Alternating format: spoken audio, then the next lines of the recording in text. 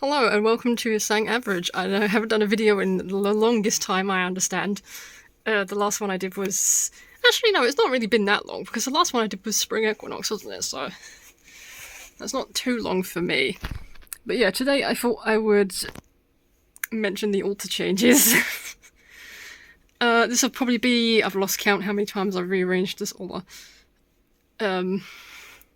This one specifically. Not the other altars I used to have.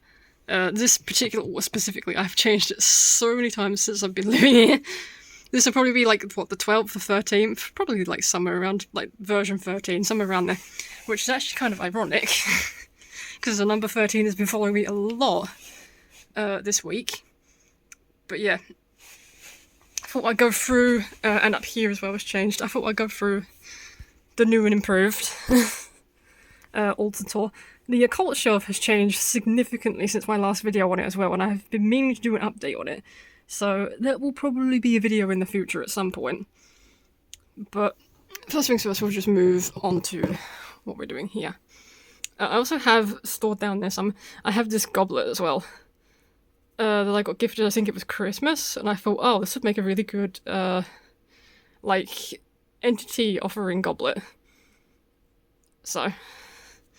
I haven't used it yet, because I don't really have any good drink offerings as of late. But yeah, that lives down there until it's in use. We have our mundane space over here still, which is this coaster. It's got my fangs on it at the moment because I've been meaning to clean since I got back from like the fantasy event, and I've just not really had time because I've been busy doing other things as well. So. But yeah, it's been relatively busy, so that's why there's not that many videos been up at the moment. But yeah, we'll start off on here. We have a bloodstone. We have this. This is technically a hairpin. You'll notice this is a theme. There's a couple of hairpins scattered around near the altar space. This is technically a hairpin. But I use this as, you'll notice this is a recurring theme as well. Like, oh, this is a such and such, but I use it as this. This is a hairpin, but I occasionally use this as a ritual dagger. Because, I mean, come on, it kind of looks daggery. It's got a dragon on it, which is very cool. Let's go over this way and then, like, slither our way around. We have Bloodstone Moon, Selenite Bat, Lapis bat, which I actually bought at the Fantasy Festival because I was like, oh, a bat. I like bats, that look really cool on the altar. But it's also lapis lazuli, which is my all-time favourite gemstone. So, double yay for that, that's very cool. We got some incense burning there. We got some... This is Goldstone Moon. Some things I already had, some things I got as presents, or people, or I bought them somewhere. We have, this is what I use as my wand. I used to have an actual wand, like an actual, I think it was Norfolk Beach wood wand, but I never really used it, so I gifted it to a fellow witchy friend, because I thought, well, I don't want to just, like, get rid of it into the big wide world. I want it to be re-gifted to somebody who actually would, like, use it in a magical sense. So I gave it to my very good witchy best friend to use, and because for some reason I've had this antler for years. I think it used to be part of a necklace. Yeah, you can see there, it used to be part of a necklace, but for some reason, let me change hands really quick just so I can show. It fits really nicely in between my fingers like that, and it's just really nice to sort of like flexible and swishy and stuff. So I use this as a wand replacement. I don't really use it as a wand very often, it's more of just sort of like there as an offering thing, but that's that I use occasionally. I don't know why, it's just, for some reason I feel more connected to this as a wand than my actual wand. We have some flint. I actually got this, I actually took this as like a souvenir, when the first and probably only ever time I'll ever go, to Centre Parks with my boyfriend. My significant other, his family and all that. It was one of the, if not the first holiday I went on with them. But yeah, I took this as a souvenir. It looks like a spearhead. That's why I took this bit particularly. This is like, it's good for cutting plants and stuff and like herbs and things, but it's blunt as hell. Like, I can do this and like, you know, nothing. YouTube doesn't have to worry about like having to blur that out. But yeah, we got some flint. Thought this would look cool on the altar considering which two entities it is. I do have candles for them up somewhere that I use decoratively so you can get a better gauge of who they are. You know one of them's Lilith. If you've been with me, you know one of them's Lilith. Another one came through. Lilith sent me another one to work with, who is kind of ironic if you think about it, but I want to see if you can guess who it is. I'm not going to mention who it is, I want to see if you can guess. But yeah, we got this candle, because Lilith really likes this one. Like, she really likes this one. Like, the flame goes nuts, for no real reason. It's Vengeance Satan Spice, which kind of smells a little bit like Old Spice, and she really likes it. I put the keys of Lilith and the other entity, which I will not mention the name of, because like I said, I would like you to guess on it. Two key sigils. We still have... Which way was I going? I was snaking around, wasn't I? Okay. We still have the bat candle holders, because this altar is... I really like this one. This one is probably the one that will stay. This is the one that probably gives me the most, like, this is correct and I like to be here and this feels special feeling to me. You can see the burn mark where I accidentally spilled some... I had like an incense brick burner thing on here, but I went to move it while it was still on and some of the hot incense kind of like burned a hole. But every single one of my altar cloths has a story to tell. Whether it be wax, whether it be something that an entity's done, like whether an entity spilled wax or knocked something over and it's like singed a hole or whatever. There's always a story to tell with my altar cloths. We have our prayer beads at the back. There is 13 if you don't count the 2 moonstones, 15 if you do. It's got a new charm on it because somebody got me a present from, I think it was Arcana 13. On Etsy. It's like a... I don't know where I put it. I do have it around somewhere, but someone got me a necklace from them. And their little drawstring bags have got little charms on, and I thought, oh, that's really cool. I turned around and said, and it's also ironic that it's 13.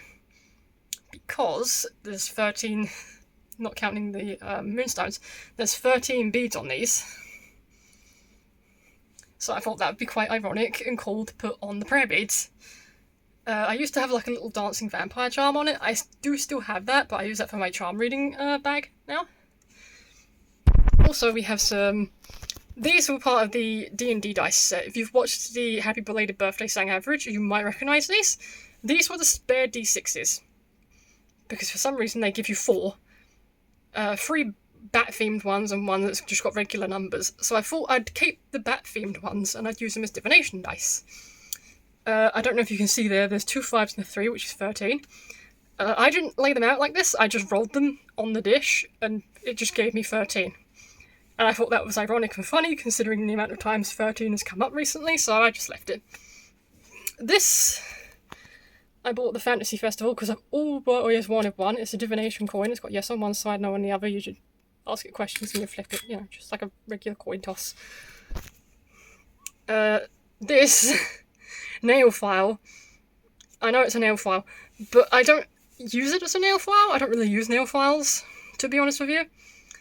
So this is like for like carving sigils on wax and things like that. This is essentially, minus gathering plants obviously, because you can't really gather plants with a nail file, but this is essentially my equivalent to what would be, I hope I pronounce this right because it's like, you know, a witchy word. This would be essentially the closest thing to what I would have as a, and forgive me if I pronounce this wrong, bowlin? Knife. But yeah, like I said, don't consider myself like pagan or Wiccan or anything, but like that's the closest equivalent for you guys, you know, if you're watching this. We have this coin I got as a present from someone ages ago. It's like the elemental coin, like collector's coins. It's air. I got it originally just because it had a dragon on it, and I was like, oh, dragons are cool. I like dragons. You will notice there's quite a bit of dragon symbolism on this altar, as well as like bats and things. Because it's a personal altar as well as a deity altar. It's like a bit of both, and that's probably what gives me the really comforting energy to it. So yeah, I'm planning on getting the fire one for this side to cover up this burn mark, but also because the entity on this side, one of his elements is fire. One of Lilith's elements is air. So, I thought, it'd be cool to put them on the altar. We got a pendulum on the back there. It's got a dark moon sigil on it now instead of Lucifer's. Over here, just real quick, we got this. This was part of a keyring, but for some reason the keyring loop snapped off of it. But I thought it'd be quite fun to put on the altar just as like a little nod. It's like a mock tarot card, and it's got like the vampire romance. It's got a coffin with like I think a black rose in it, and like an ankh and stuff. So I put that in the middle because I thought that would be kind of cool to pop on the altar. It's just a small little... There's a couple of trinkets with the statues as well. This at the back here. This is technically a bind rune that I made. I did have a rhyme that went with it that explained all of the runes that went with it. But it's basically what I like to call the hunger bind rune. And it's basically... I still haven't done the ritual for it, but basically what you would do is you would charge it so that it absorbs... like absorbs residual energies. So like, people come in, they leave energy behind that they don't need anymore. It just comes out with their breath or whatever. And this would absorb the residual energies, so if you're feeling like tired or drained or whatever for any reason, you would come to the altar, you would do like a little spell or whatever. It doesn't need to be grand or anything, it could just be, saying like, hey yo, I need that energy because I'm kind of like feeling drained or whatever. And you do a little ritual and you take the energy that this would have absorbed into yourself. So it's kind of like ethical vampirism. But I still need to do the ritual for that. So, to like charge it, we have a little dragon. This guy I got from... Please don't fall over. This guy I got from an esoteric shop. I don't usually get dragons and things. Like ornaments. I used to have loads of them, but I don't have the room for them anymore. But this little dragon, there was something about this little dragon for some reason. Because I thought, I'll go around a different way than I usually go through this esoteric store, because I usually go around a certain way. I went, I'll go counterclockwise, with the shins, whatever you want to call it this time, instead of clockwise, past the ornaments, and all that. And this particular dragon, there was like an energy. I don't know if you guys get it, but like, you feel specifically drawn to something.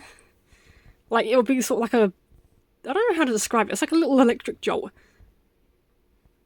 But you won't know it yet. You get like a calling to an item, you pick it up, and then you get that sort of like electric jolt go through you. Or like that warm sort of like sensation on your hands. This is what this dragon gave me. So, obviously someone or something, I feel, wanted me to get this dragon, and I thought, that would look cool somewhere. It wasn't supposed to be an altar piece. It was supposed to just be an ornament to put somewhere in the room. But I put it on the altar, and I didn't move it for ages, and I thought, okay, well at this point it's pretty much been claimed. So it will feel bad if I don't leave it on the altar. So, yeah, that's him. Also in there is a random piece of paper. I don't remember why I kept that. But we've got some, the dragon coins. If you've seen Happy Belated Birthday Sang Average, you would have seen these dragon coins. These actually have this little chest that they sit in now.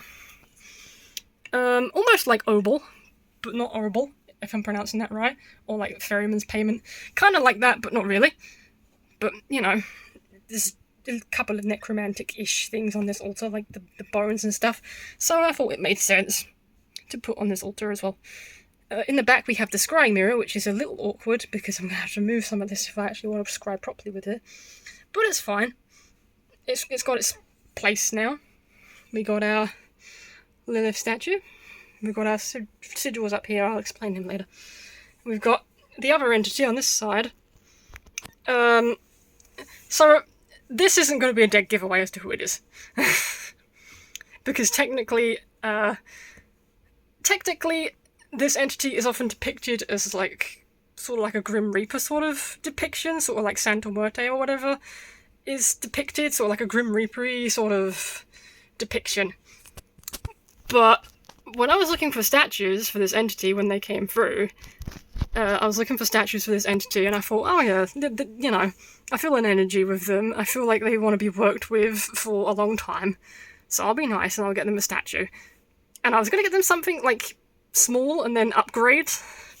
So I looked at a couple like Grim Reaper-y statues for like the most common depiction of them.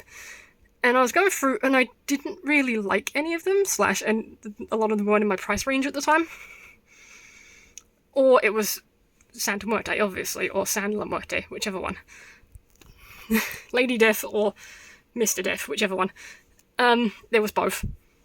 But I was like, oh, I don't want to get a statue of an entity that looks like this entity, but isn't the one I work with, because I feel like that'd be kind of disrespectful. And I was going to give up. And just out of curiosity, I went, I have no ideas. I'm running out of ideas. Do you have any ideas of what sort of statue you would like? And I literally, like, went to the next page, and this was the first one that came up on the next page. And I was like, that is awesome. I think the word that I actually said was, that's badass, I really want that. So I asked nicely if I could have it as like a present for like an upcoming holiday or whatever, like, you know, Easter or whatever, instead of a chocolate egg or whatever. And I got a yes. So he's a stand-in for this entity now, and he's very cool. We got some jars. Let's start with this side. We have a bottle of snake skin that was part of something else. Also, we got a little spider. It's a brooch, but I thought it would look really cool with the statue, because, you know, spiders and snakes and stuff. We got a bottle of snake skin that was part of a, I think, offering bowl, but it didn't want to come out of the jar, so I just put it on the altar. This I got myself, because it's something I wanted for ages, and it's like a little potion. I think it's supposed to be like a vampire potion. But the cool thing about it is if you shake it up, it goes all like sparkly and shiny. I don't know if you can see it very well. It's a bit like those potion cauldron drinks. It's got like the edible glitter in it. So I thought that would be really cool to put on the altar. So we have that as well. We have a ritual bell still. On this side we have two that I made and one that was part of a necklace that unfortunately snapped off. But this one's got like fake blood in it. This one is what I like to call vampire dirt. It's not. It's... When I got some incense bricks, they gave you some free samples as well. But the free samples, obviously they didn't travel well or whatever, so a lot of them were like very crumbly and powdery. But I kind of wanted to save them for something, and I thought, oh, maybe I can do something artsy with them. And I happen to have a jar. I have to have one spell jar free at the time. So I thought, oh, maybe I could put it in a jar and maybe I could use it for like a future like fire ritual or something, which never happened. And one of them was dragon's blood, which is like red. And I thought, oh, this kind of looks like bloody soil or something. And I thought, oh, maybe I could I could make a joke about the, I can't remember what book it is. I want to say it's Dracula, but I don't know. But there's like some vampire law that they have to like take soil with them from where they were born or whatever. So I thought I'd make it vampire dirt. So it's Palo Santo, Nag Champa, and Dragon's Blood in there. And it's crushed up to make it look like soil. This one I made myself, because I bought some extra fangs, but they were obviously too big to fit my mouth, but I didn't want to just get rid of them. And luckily enough, I had a spell jar that had like something in it that I've used to a ritual. Like someone bought me a spell jar of, I think it was lavender or something. And I thought, oh yeah, I could be creative with it. So I've got a little fake blood. I kept a little lavender in the bottom. And I don't know if you can see it very well, but I put the fangs that don't fit me in it. So it kind of looks like a wet specimen. Like you've harvested fangs from like a vampire and you've used the blood as like a wet specimen. But yeah, it's all wax sealed and stuff. And I thought it was cool. And I had space for an extra jar, so I've put it there. There's an ankh from a necklace that unfortunately broke. A lot of my necklaces break. But yeah, I have an ankh from a necklace. Probably because like a lot of them I don't wear. I just like hang them up and then obviously they fall over and break and stuff from like use. But yeah. We have up here, we have our incense burner, We have some patchouli oil, which is another hint because the entity on this side, one of his offerings is patchouli, another one is tobacco, another one is rum. This tarot card at the back, we got this dragon brooch. I didn't really have anywhere for it to just like sit when I'm not using it, so it's up here. You could also use it as a necklace, but I don't chance it. Lapis pyramid at the back. Dragon ritual, like, aura spray. This bottle, I got at the fantasy festival as well, because I saw it in the corner of my eye, and I immediately thought, this would be a good thing to put on the altar. A, for like, you know, because there's some necromancy things, you've got the ferryman's payment, you've got the bones and stuff, you've got like the fake blood and that. So, not only for like necromancy and like death work, obviously, but also for that one particular entity. Up here, here is your hint. We have the black veils still, the vampiric rolls, incense burner that I need to clean. This side we have Lilith on. This side, this gives it away. That gives it away straight away. But I know it's kind of ironic that they came through along with Lilith, but you know. Now you know. This, I can't remember if I've shown, so I'm just going to show it anyway. We have these all came from, I think, mystery boxes that people got me. We got, I think this is green Pseudonyx. We've got Bloodstone, or Dragon's Bloodstone, one or two. And this one is Lapis. We've got 3 pyramids. 2 I got from a mystery set, which is this one, which is blue agate, or agate, however you pronounce it. And this side, which is black obsidian. This came in a mystery demonology box, which was Lucifer themed, that someone got me. This one someone got me as a present. It's Sagittarius, because that's my birth sign. You've got this little bat friend up here I got from the fantasy festival as well. He's not part of the altar, I just wanted to show him off. Down here we have this statue, which has a whole explanation for it, so I'll come back to it. And we have this one, which is, I got it because I put this one and I needed a friend. This shelf needs dusting, I wholly apologise. And a little desert rose in the middle, because I've always wanted a desert rose. This statue, it was technically an arcade win from absolutely years ago, but I think an entity has attached itself to it.